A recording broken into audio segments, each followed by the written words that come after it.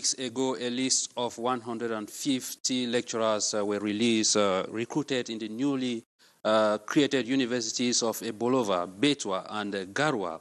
A list that did not go down well with some PhD holders.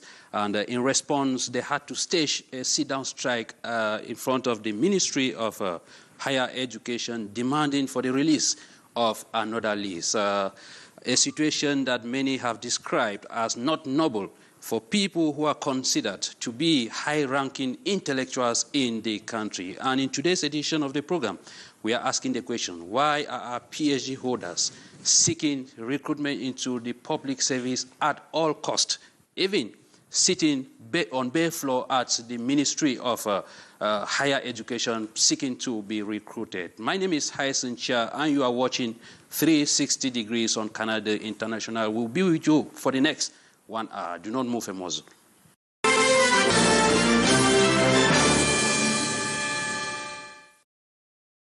You're welcome back. Like you just heard, today we are discussing doctorates, graduates in the country.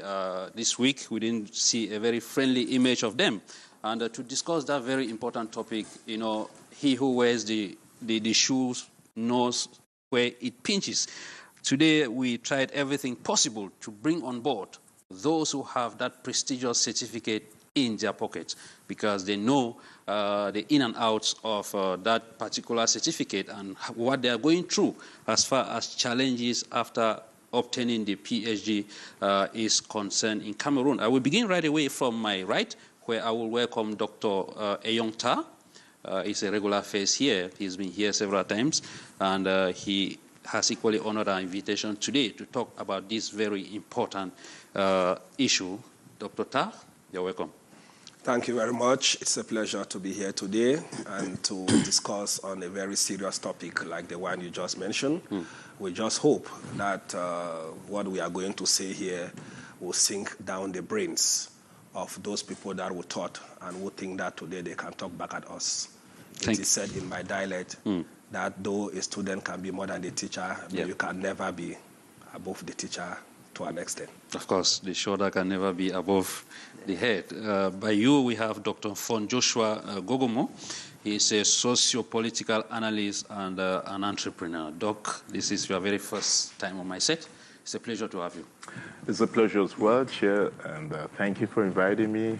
Welcome to our panelists and the televiewers. It's a pleasure, it's a delight to be with you. And like I told you, we have another doctor in the house again, the youngest among them all, Dr. Kinang Derrick. Dr. Kinang Derrick is an expert in conflict resolution. Derrick, this is equally your first time here. It's our pleasure. Thank you so much, Sir Hyncenth Chia, for inviting me. Greetings to you, greetings to your technicians, greetings to my co-panelists, and greetings to your millions of televiewers out there. You know, as usual, it's my pioneer though, but as usual, my aim of coming here is for nation building. Sure. And I strongly believe our exchanges will be rich enough, respectable, and at the end of the day, those watching us will learn something, and we will also learn something as well to make this country a better one. Thank you for inviting me. For sure, we'll make this country a better one. And the fourth panelist we have today is Professor Jerry Younger, the Dean of Information Communications and Computer Engineering at the Yaoundé International Business School. Prof, you're welcome. Thank you, Hyncenth. My pleasure being here. I should say I will come in to this topic with a different perspective. I haven't spent 35 years in the United States, so my PhD is from the United States and come with a different view. And thank you for the opportunity to my fellow panelists. I've never been in a room with 4 PhDs. This will be the first time. And to your technicians and to everybody that supports this program and to the viewers, it's my pleasure to share some ideas. Thank you so much, Doc. Before we shall dive into our major topic of today, we want to greet the population of Buea. The mountain race is still going on, the 30th edition of the Mount Cameroon Race of Hope. For now, we have the winners in the male and female senior categories.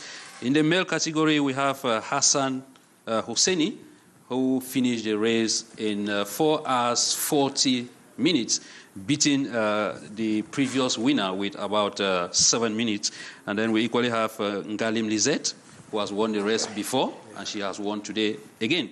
So before we come back to dive into our discussions of today, let us take this element that was done in the newsroom this week.